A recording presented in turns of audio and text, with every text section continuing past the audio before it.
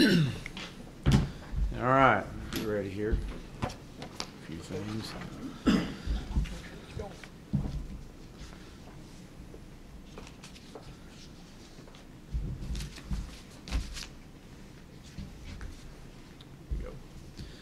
All right, well, again, it's always great to come back in after a quality win. I'm just excited about where this football team is right now. Coming off of the performance that these guys put out last week, again, it showed that we responded, and it was all about a response. That was my message all week long, was how would we respond? And I wanted us better than we were the week before. And if our best was good enough, then great. If not, we were going to move on. And that's all I can ask as a head football coach. And so our guys responded well. We did what we needed to do. I thought it started, one of the challenges that we had coming in all week long was defensively. We felt like that we had to get off the field better on third down. We were very poor against TCU on third down, and that was an emphasis all week long. We were, I believe, 3 of 12 on third down from a defensive standpoint. So we got off the field. We held a team that prides themselves in no 3-and-outs, and that's part of their one of their goals. We held them to 5 3-and-outs, which again is really good. It was great to see Mason Gentry come back in. I think he had about 25 snaps, so that was great to see him add some depth to our D-line. We created turnovers again. We continue to win the turnover margin, and none bigger than obviously the play in my opinion, sums up who we are and where we are with our culture right now, is the play that Jordan Wyatt made. I believe that was in the late second quarter. They had a chance to go up on us 21-17. We were misaligned, and Jordan never gave up on the play. Excuse me. Never gave up on the play and battled and tripped him up just enough to create a fumble, and then the extra effort by Kyron Mitchell was huge. That was a huge 14-point swing in the game, gave the offense the ball back to be able to go down and score. So that said a lot about where we are in our program. It would have been so easy, probably would have gotten very little notice on film if someone would just let up just a little bit. But when you're able to turn the film on and see these guys playing as hard as they are and have been playing for each of the first 4 weeks, it's impressive to see where we started 33 months ago and to where we are right now. But again, it was all about a response. I thought offensively, I thought we did a really good job of and continue to do a really good job of not turning the ball over. We felt like this was going to be a game that we needed to stay the course. We knew they did some different things up front defensively. We had to survive their assault and keep staying with the process. And this was a good team, very, very well coached. And it was good to see different guys making plays. 2 weeks ago we had Cortland Sutton. Last week was Trey Quinn, and then this week was Xavier Jones and James Prochet. And to see those guys make the plays that they made was really critical, and it will be critical to our success moving forward. I thought our offensive line did a really good job, gotten better in the run game. I think solidifying our right guard position with Will Hopkins has been a big help. We'll still rotate Jacob Tador and Bryce Wiles at right tackle. Anytime you rush the ball for over 300 yards, you're doing a lot of really good things. We had too many penalties. It's very uncharacteristic of us. We had 10 penalties. 2 of those were on me. We chose to take delays on the punt to burn the clock. But 8 penalties is still too many penalties, especially is what we pride ourselves on as being one of the least penalized teams in all of college football. Really good to see our 3 running backs. Each one brings a different attitude to the game. This week it was Xavier Jones that had a great night, a breakout night. But it's Braden West, it's Kamen Freeman, and each one brings a different style of running. So that was big. Our defensive players of the game was Jordan White and Rodney Clemens. So when we were able to shut them out, an explosive offense, and shut them out in the second and third quarter was big as well, as we talk about our 4-over-4 moments. Hunter Thedford was our special teams player of the game. This guy, big guy, man, 6'6", and 270 pounds and run like he does down the field and special teams. I mean, he's a force to be reckoned with. So excited to see him growing into the role he is moving him over to tight end. Has helped him and helped his confidence. I thought our kickoff coverage unit continues to improve. Held him to 17-yard average. We still want to get that down even more. Our kickoff return unit is an area that we stress as well over and over and over. We have to improve in this. To see with Kevin Johnson being out, we had to make some adjustments. And with Trey Quinn getting in there, I think we averaged 27 yards on a return. And I'll take that all day long. But punt return, they had shown to have many fakes. And so we spent a lot of our time, a lot of meeting time, a lot of our walkthrough time was critical in making sure we got aligned correctly. And our guys did a really good job of that. And I thought we punted the ball well. We're still leaving some points out there on the field from a field goal standpoint and extra point standpoint. We got to get that cleared up. But overall, you're 1-0 coming out of the Arkansas State season and moving into the Yukon season will be critical for us as well. Coach Etchel's a fine coach. He's very well respected in college football. This guy has been around the game, had produced successful teams. Obviously, his stint at Yukon prior to leaving, he was extremely successful. We had an opportunity to go against him when he was at Maryland. So know what kind of coach and staff that we're going against. It is they're getting better. I know that they lost a heartbreaker last week after battling back. Their guys showed resiliency. Their guys showed fight, and they never gave up. Offensively, Rhett Lashley, offensive coordinator, I've known Rhett for a long time. Consider him to be one of the extremely bright minds in all of college football. Their offense is very, very similar to ours. Basically came out of the same tree. He played for Coach Malzahn, coached underneath him, and obviously our relationships go way back. And so they're a two-back run-oriented football team. They want to run the football. They want to run it with a lot of tempo and then take the play-action shots down the field. So, again, they got better. They got better last week. They battled back, and it showed the resiliency of their quarterback. He stood in there, took some hits, very tough, a really good runner. I remember him when he was in high school in Georgia. And so this young man's a quality football player that's an offense that's gaining confidence. They got a really good combination of running backs. The Nate Hopkins, young man from right up the road here in Flower Mound, provides the size, and Akeel Newsome provides their speed. So again, we're seeing an offense that's showing a lot of improvements and a lot of confidence. Defensively, I know they've struggled on the back end in their pass defense. And I know Coach has made comments to that, and I know they're looking at different combinations of guys on the back end. But make no mistake, Coach Crocker, their defensive coordinator, is as good a defensive coordinator as there are in the country. This guy came from Villanova, where he had one of the top defenses in all of college football each of the last few years. They're running an odd stack defense, a 3-3-5.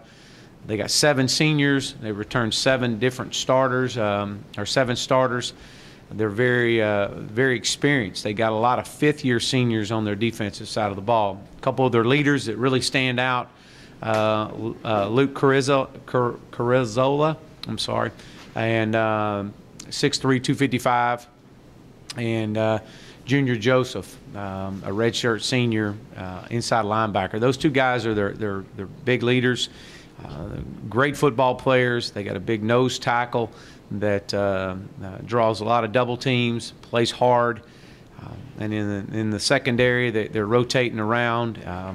They've combination of Trey Bell and Taj Herring Wilson was kind of their combination at one of the corners. So again, I know they're doing a lot of different things. It's a new defensive scheme for these guys, but you see at times that they're I mean, these guys are going to come in here and they're going to play extremely hard.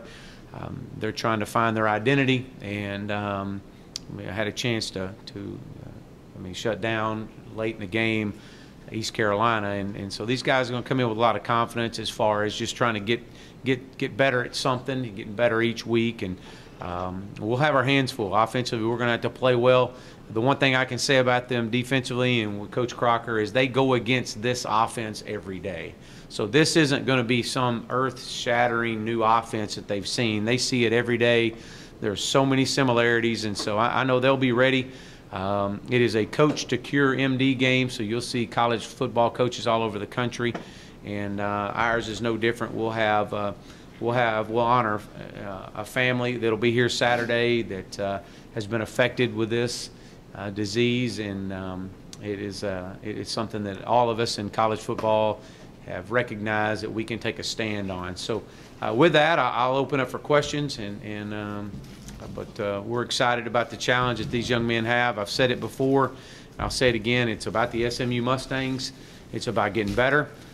It's about playing a one-game season. That's all this is a one-game season. It's the UConn season, and no one cares what's next, or 2 weeks, or 3 weeks, or 4 weeks, or what just happened. It's all about right here, right now, and being the best we can be, and it's more about how we play than who we play, and that's my focus as a head football coach. So with that, I'll open it for questions. You talked about how pleased you are with taking care of the football so far this season. What do you think has been the key to limiting turnovers? Well, I just think obviously we coach it every day, as everybody does in the country. Everybody coaches that, but I think that just a great pride in our guys. You've got a lot of experienced players that understand the importance of it, whereas, a young player may not quite think it's quite as important. But, defensive coaches teach you to tackle, and once you get stood up, you're tackling the football. And so, there's so much about the strength. This says a lot about our strength and conditioning program. Just the awareness and to know that we got to be smart with the football. I think we have 3 interceptions on the year, but we've done a really good job, and that's a credit to our coaching staff as well. Ben has talked about being willing to take some risks with passes. He thinks, maybe there's a chance that it could go the other way, but he thinks he can give his receiver a chance to get the ball. Is that something that you've coached him on, or is that more in his philosophy? Well, I think with Ben right now, Ben is a guy that's got plenty of playmakers around him. And my message to him and our offensive staff, and it'll be the same message to Coach Craddock. I mean, Ben's a fierce competitor. There's no doubt about that. And you have to be at that position.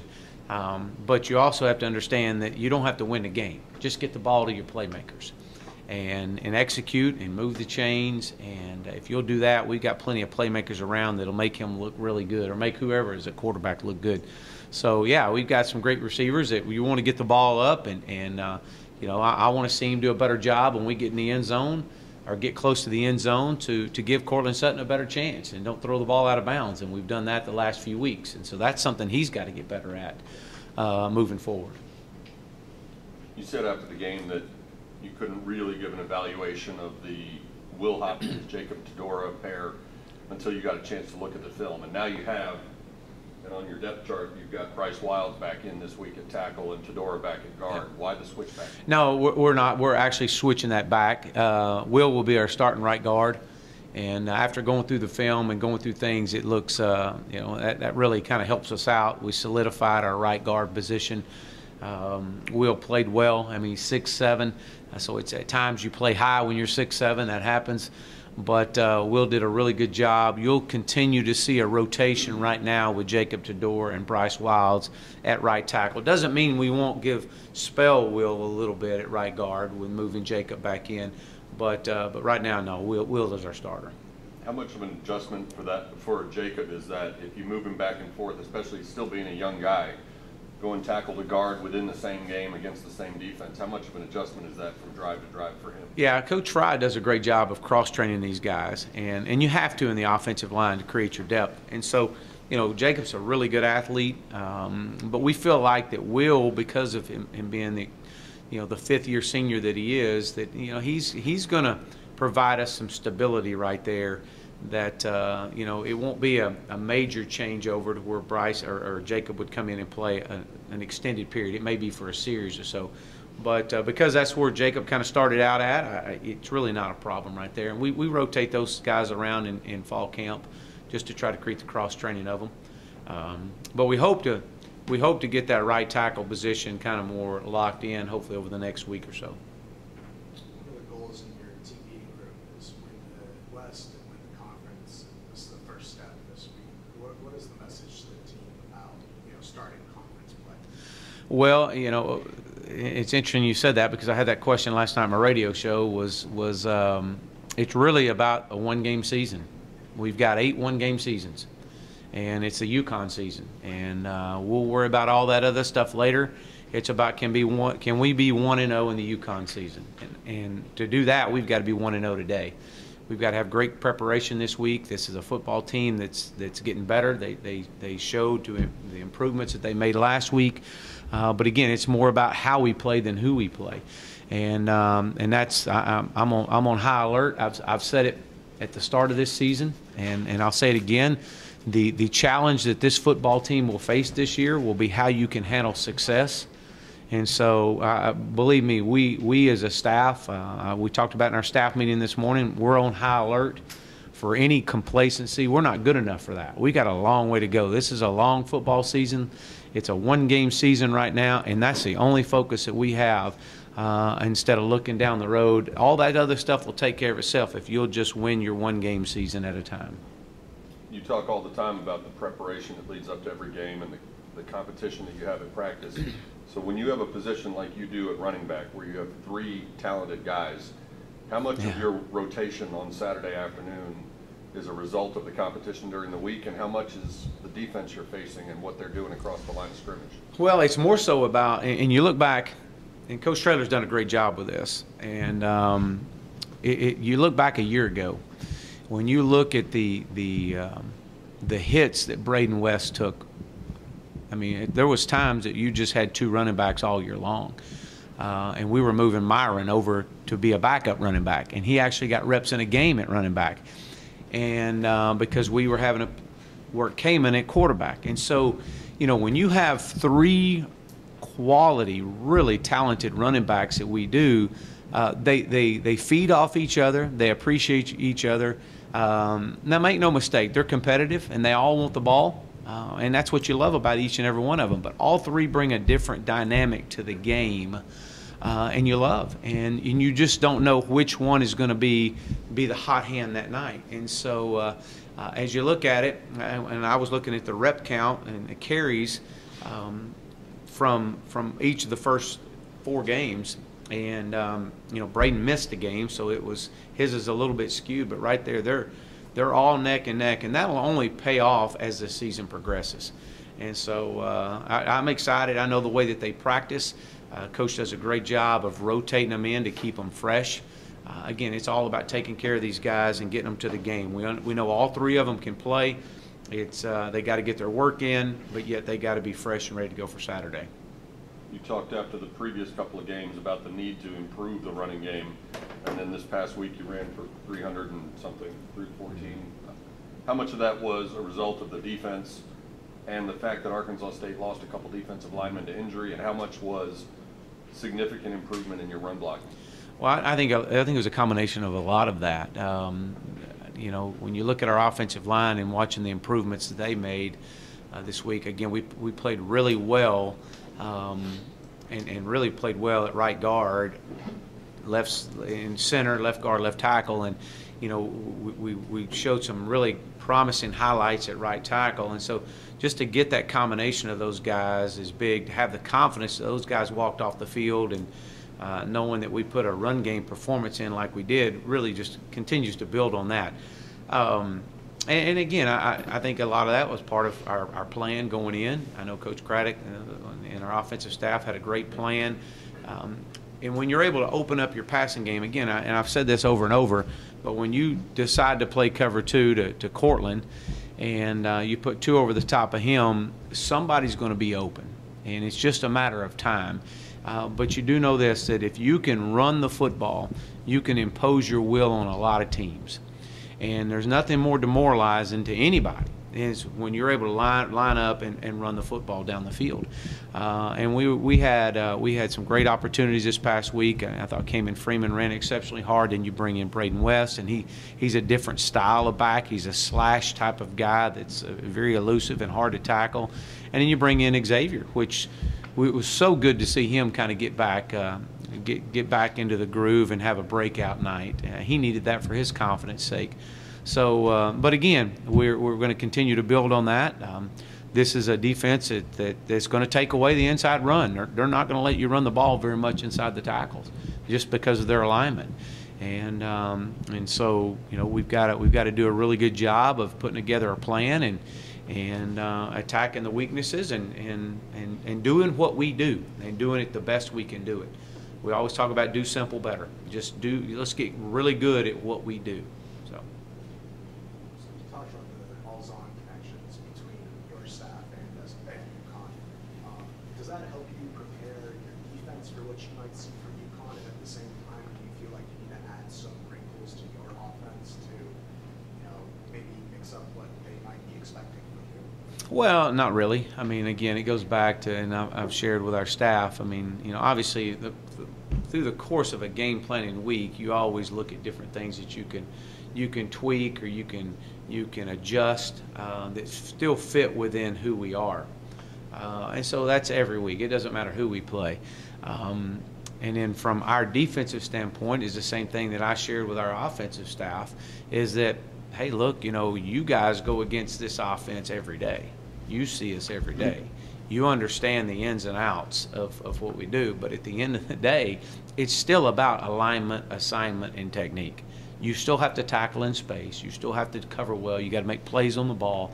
You have to get yourself and understand what you're doing. And so really challenging our defensive staff to be simple. Be simple, but be good. Be good at something. Make sure that we have an identity of who we are. And that's something we've done over the last several weeks, and we're going to keep building on it. Doesn't mean that we're not going to have a different little wrinkle here and there, but we you know, when you get to week 5, 4, 5, 6, 7, I mean, everybody pretty much knows who you are, and we know who they are. And it's about lining up and playing ball and executing at your best, and just doing simple better. What have you learned about your team through non-conference play? Well, I love our energy. I love our energy. I love our effort. These guys are playing exceptionally hard. We've created some depth in our D-line, depth in our O-line. Now that we're getting that right side solidified, I'm excited about that. I think our wide receiver core is extremely explosive. This is a very football team that could really care less who gets the credit right now. That's what's unique about these guys as you watch them. Very selfless. I mean, they know where we were 33 months ago and where we are right now, and it's just part of the journey and it's part of the process. And they love each other. They care for each other. They enjoy being around each other. And it's neat when you're able to walk in there. And I know as our staff, I mean, the best part of our day is when we get to be around our guys. And we're with each other, and to watch the journey that these young men have been on is remarkable. And you know, I remember coming in here, and this was and I've shared this. This was an 0-11 football team that went to UConn and up there on the road and won and finished 1-11. And you know, this is what's crazy about the game of college football, and I mean, it can happen to anybody on any Saturday. And so you have to take care of your own business, and you have to focus in on what you do, and the care and the love and the passion you have for each other, and the work, the journey. It's far more than just about lining up out here at 3 o'clock on Saturday. It's about the preparation that we put in, and is it meaningful? Does it mean something to you? What's your investment like? Because you only get so many opportunities. 90% of our time up here is only spent for 10% out there on that football field. And why would you ever waste a moment in a program like we have now? The season starts right now. It's continuing to improve. Our one play at a time mentality, and it's a one-game season. It's UConn season. That's it. You've talked about when defenses focus so much on Cortland, like TCU did and Arkansas State did, that somebody else is going to be open now that you've got more depth at the other skill positions. But just like your running backs who all want the ball, do you and Coach Craddock and Coach Sept have to manage Cortland's competitive nature? Because certainly he wants the ball more too, right? Well, they all want the ball, and that's what you love about them all. And I would be concerned if he didn't want the ball. But he's the first guy that's celebrating with James. He's the first guy celebrating with Trey and Xavier. He just wants to win, and that's what separates him from all the great ones right there. He just wants to win, and while they all want the ball, and he does too. He wants to win. I mean, he made a comment to Coach Craddock as he walked out of the locker room the other day, and he said, "Hey, Coach Craddock, just make sure check out my downfield blocking, and hey, I should be able to get a downfield blocker of the week award we give out." And sure enough, I mean, he's busting his tail blocking down the field, and I wish we could have hit him right there on that last drive that was coming out of the back end zone and give him a chance inside the red zone. That's where Ben's got to get better at. But man, this guy he is a team player all the way, and man, he's a pleasure to coach and a pleasure to be around. Is there any update on Christian Davis, his timeline to get back? Yeah, we hope Christian will be back this week. So we fully expect him to be back this week. So we'll see. Today at practice, do you think he'll be able to do more than he did last week or the week before? Yeah, no, he's going to be out there today and doing some running around, doing some cutting. So we hope to see him back full stride by the end of the week. Jordan Wyatt also got dinged the other day. How's he feeling? Yeah, we'll look at Jordan again today. He'll be out there today. He'll go through some rehab, and we'll kind of see what it'll be come game time. Any other injury updates you can give? No, I think that's pretty much. Eric Sutton will be back. He'll be back in. I think that's for the most part. That's it. What happened with Eric? Just his ankle. Yeah, he rolled his ankle. Anything else for Coach? Yeah, y'all struggled a little bit in the kicking game this past week. Is there any chance y'all try and make a change over to Kevin, or is Josh still the guy? Well, no, Josh is still our guy. Kevin is got a great talent, and he'll continue to work. But Josh has been doing a really good job on his kickoffs. We've got to be more consistent in our field goals and our extra points. I mean, those are free points right there that we got to be able to hit. And so we'll continue to work that. But Josh is our guy. Thanks a lot. All right, thank you.